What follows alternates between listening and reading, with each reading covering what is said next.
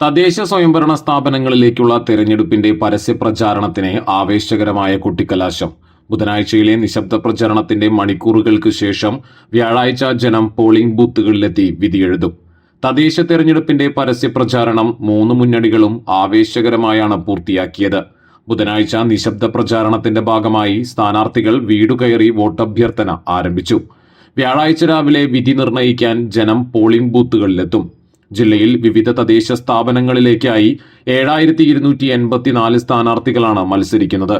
വിധി നിർണയിക്കാൻ 27.36 ലക്ഷം വോട്ടർമാരുമുണ്ട്. ജില്ലയിലെ 24 കേന്ദ്രങ്ങളിൽ നിന്ന് പോളിംഗ് സാമഗ്രികളുടെ വിതരണം ബുധനാഴ്ച രാവിലെ 10 മുതൽ ആരംഭിച്ചു.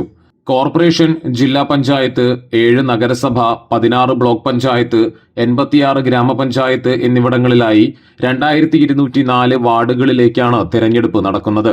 സ്ഥാനാർത്ഥികളിൽ 3403 പുരുഷന്മാരും 3881 വനിതകളുമാണുള്ളത്. വോട്ടർമാരിൽ 14,59,670 സ്ത്രീകളും 12,77,120 പുരുഷന്മാരും 27 ഭിന്നലിംഗക്കാരും 280 പ്രവാസികളുമുണ്ട്. 54,204 പേർ കന്നി വോട്ടർമാരാണ്. 3282 പോളിംഗ് സ്റ്റേഷനുകളാണുള്ളത്. 15,753 പോളിംഗ് ഉദ്യോഗസ്ഥരെ നിയോഗിച്ചിട്ടുണ്ട്. 3282 പ്രിസൈഡിംഗ് ഓഫീസർമാരും 3282 ഫസ്റ്റ് പോളിംഗ് ഓഫീസർമാരും 6564 പോളിംഗ് ഓഫീസർമാരുമുണ്ട്.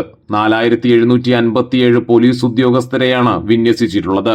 പോളിംഗ് സാമഗ്രികളുടെ വിതരണത്തിനും സ്വീകരണത്തിനുമായി 24 കേന്ദ്രങ്ങൾ സജ്ജീകരിച്ചു. തെരഞ്ഞെടുപ്പിന് ഒരുക്കങ്ങൾ പൂർത്തിയായതായി കളക്ടർ അർജുൻ പാണ്ഡ്യൻ പറഞ്ഞു. ശനിയാഴ്ചയാണ് വോട്ടെണ്ണൽ.